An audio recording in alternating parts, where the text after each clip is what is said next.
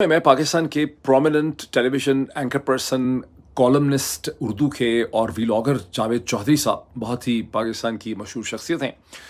उनके कुछ कमेंट्स का और उनके एक वर्ल्ड व्यू का और उनकी एक सोच का मैं जवाब देना चाहता हूँ। उनके वर्ल्ड व्यू के जवाब में मैं अपना काउंटर व्यू जो है वो आपके सामने रखना चाहता हूँ। इंटरेस्टिंग है, वो क्लिप है जिसमें वो कहते हैं कि पाकिस्तान तहरीक-ए-इंसाफ की जो सियासत है वो बेसिकली तौर पे आइदर और अस और यानी या आप हमारे साथ हैं या आप हमारे दुश्मन हैं, वो उनकी सियासत है और उनकी इसी जो सियासत है इंतहा पसंदी की मीडिया की तरफ, उसकी वजह से बहुत से सहाफ़ी जो उनके करीब थे, उन्होंने बहुत बुरी तरह से सफ़र किया है, जिसमें उन्होंने इस नाचीज़ मोईद पीरज़ादा का नाम लिया, शहीद अरशद शरीफ का नाम लिया, इमरान रियाज़ ख़ान का नाम लिया, साबिर शाकिर का नाम लिया। मैं आपको ये कहूँगा कि जावेद चौधरी साहब को मैंने हमेशा पाकिस्तान की मीडिया के इंतहाई इंटेलिजेंट लोगों के अंदर शुमार किया।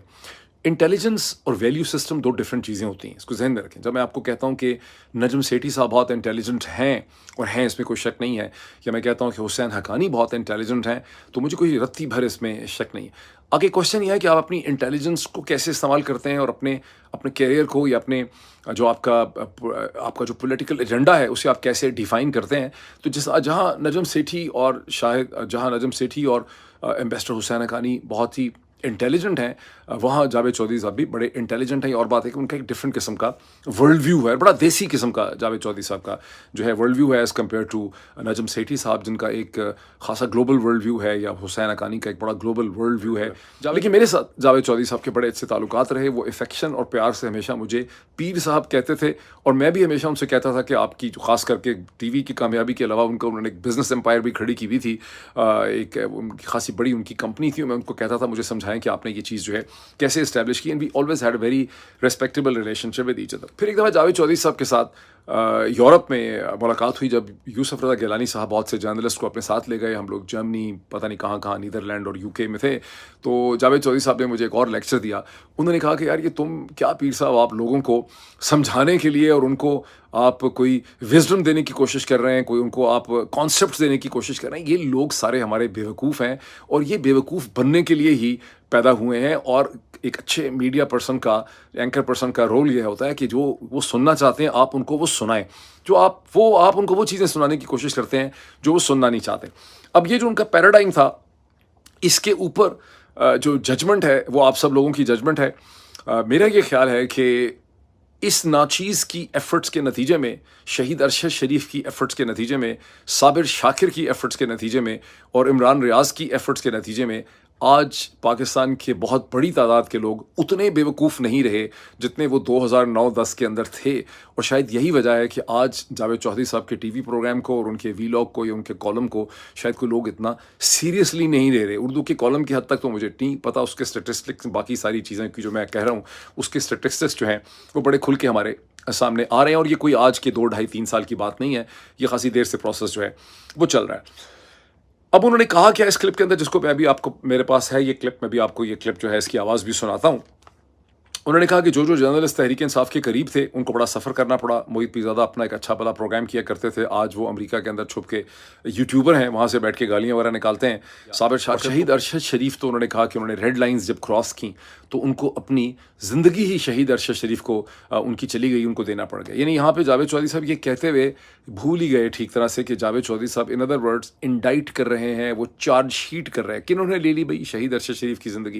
यानी जावेद चौधरी साहब पाकिस्तान की इस खुद यानी बगैर कहे वो कह रहे हैं कि चूँकि पाकिस्तान की इस्टेब्लिशमेंट की, ये चौधरी निज़ामुद्दीन की रेड लाइन जो है वो शहीद अरशद शरीफ ने क्रॉस की, इसलिए शहीद अरशद शरीफ को अपनी ज़िंदगी की कुर्बानी जो है वो उसमें देनी पड़ गई। और यूँ वो चार्जशीट कर दिया उन्होंने जनरल बाजवा और उनकी पूरी टीम को। आप हर लाइन क्रॉस करेंगे, अच्छा, तो उसका और पार्टी आपको बकअप करेगी। मैं अरशद शरीफ साहब की मैं मिसाल देता हूँ। अरशद शरीफ साहब वो जबरदस्त किस्म का जर्नलिस्ट था, और हम लोग तो हम साथी था हमारा। तो उसके साथ क्या हुआ कि पार्टी ने इतना सर पे उठाया और तालियां बजाई, अल्टीमेटली वो जिंदगी से गुजर गया, जिंदगी उसकी खत्म हो गई। यानी आप अच्छा, ये आपने देखा, ये मैं सुनाना आपको इसलिए चाहता था कि जिसको अरबी में या इस्लाम में कहते हैं ऐनुल यकीन, इसी तरह जो चीज़ आप सुनते हैं, सुन के ही उसका आपको ठीक तरह से पता चलता है। देखिए, सबकी तो मैं एक्सप्लेनेशन नहीं दे सकता, लेकिन मैं अपने हवाले से कुछ चीज़ें थोड़ी सी एक्सप्लेन करना चाहता हूँ। मेरी मेरा इमरान खान के साथ कोई इतना ताल्लुक़ नहीं था जितना ताल्लुक़ मेरा पाकिस्तान की इस्टेब्लिशमेंट के साथ था। मेरी ना ही मेरा कोई तहरीक इंसाफ के साथ लंबा चौड़ा ताल्लुक था। अगर कुछ तो ज़ाती दोस्तियाँ थी ना, जैसे फवाद चौधरी और मेरा भाई जो है छोटा, ये कॉलेज में स्कूल में इकट्ठे थे, जहाँ पे फवाद चौधरी का नाम मक्खन हुआ करता था और ज़ाहिर है वो भी निस्बत थी। फिर मैंने फवाद चौधरी को मैं टेलीविज़न के प्रोग्राम में भी लेके आया, मैं और फवाद चौधरी इकट्ठे प्रोग्राम भी करते थे, तो फवाद चौधरी के साथ एक बड़ी ज़ाती दोस्ती रही। उसका तहरीक इंसाफ के साथ कोई ताल्लुक वाल्लुक नहीं था।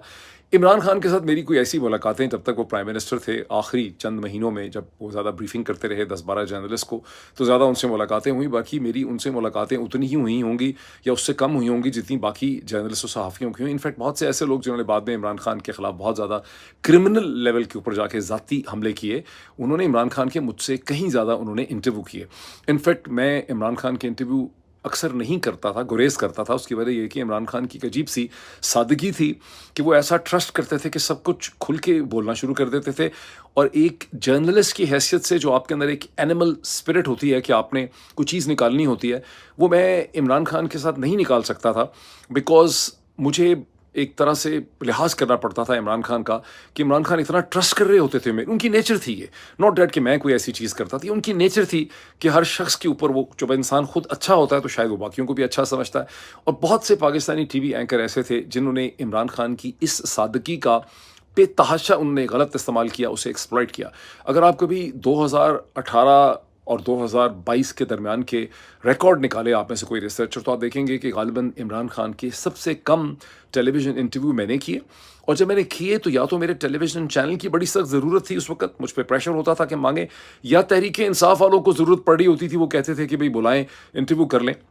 लेकिन और बहुत से लोग जिन्होंने बाद में इमरान खान के ऊपर बहुत ज़्यादा बिलो द बेल्ट हमले किए, उन्होंने इमरान खान के ज़्यादा उसमें इंटरव्यू किए था। आपने कभी सुना है कि शहीद अरशद शरीफ के बारे में? अब तो अरशद शरीफ को कत्ल हुए 2 साल गुजर गए, कभी आपने सुना है कि शहीद अरशद शरीफ को किसी ने 4 केनाल का 6 केनाल का प्लॉट दिया हुआ था या कोई एग्रीकल्चर लैंड दिया हुआ था? या कभी आपने सुना है कि शहीद अरशद शरीफ को किसी ने करोड़ों रुपए दिए हुए थे? कभी आपने सुना है कि शहीद अरशद शरीफ ने अपनी बीवी को हीरे जवाहरात के नेकलेस दिए हुए थे? कभी आपने सुना है कि शहीद अरशद शरीफ के इस्लामाबाद के अंदर या दुबई के अंदर कोई अपार्टमेंट थे या लंदन में कोई फ्लैट थे? आपने और मीडिया पर्सनालिटीज़ के बारे में इस किस्म की बातें सुनी हैं कि फ़लाँ फ़लाँ बिजनेस टाइकून ने उनको प्लॉट दिए? आपने शहीद अरशद शरीफ के बारे में ऐसी बातें नहीं सुनी।